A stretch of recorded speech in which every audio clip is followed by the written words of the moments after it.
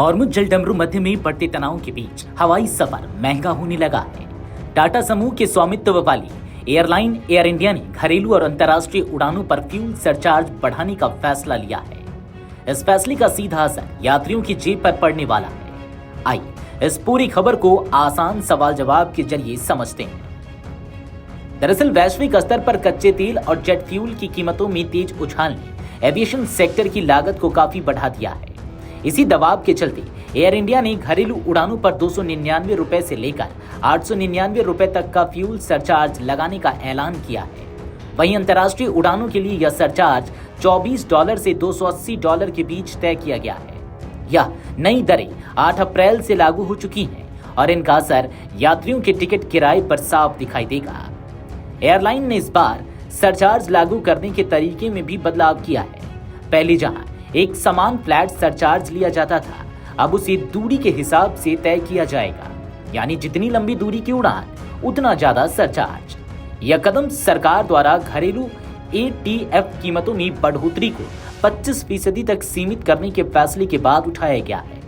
हालांकि अंतर्राष्ट्रीय स्तर पर ऐसी कोई राहत नहीं मिली है, इसलिए विदेशी उड़ानों पर सरचार्ज ज्यादा बढ़ा है।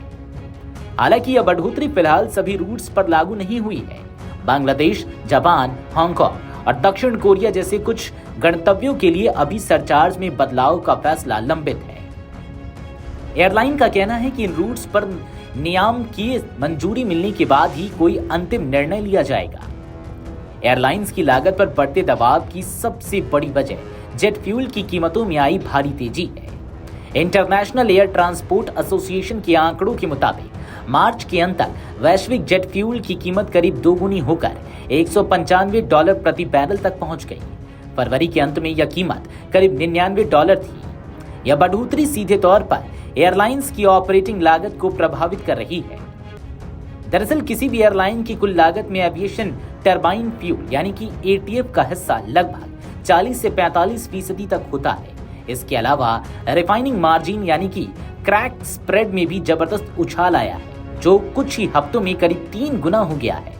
ऐसे में एयरलाइंस के लिए लागत को नियंत्रित करना एक बड़ी चुनौती बन गया है।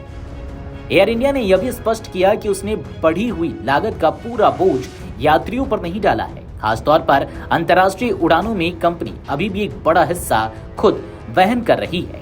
हालांकि दूसरी एयरलाइंस भी इसी राह पर चल रही हैं। देश की प्रमुख एयरलाइन इंडिगो पहले ही अपने फ्यूल सरचार्ज में बढ़ोतरी कर चुकी है।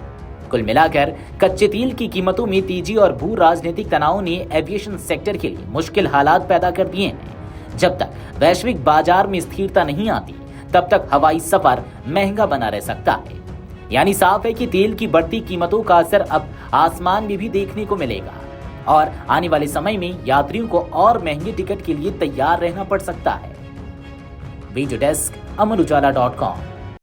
अगर आप ये वीडियो YouTube पर देख रहे हैं तो हमारे चैनल को सब्सक्राइब कर बेल आइकन दबाएं और Facebook पर देख रहे हैं तो हमारे पेज को लाइक करें।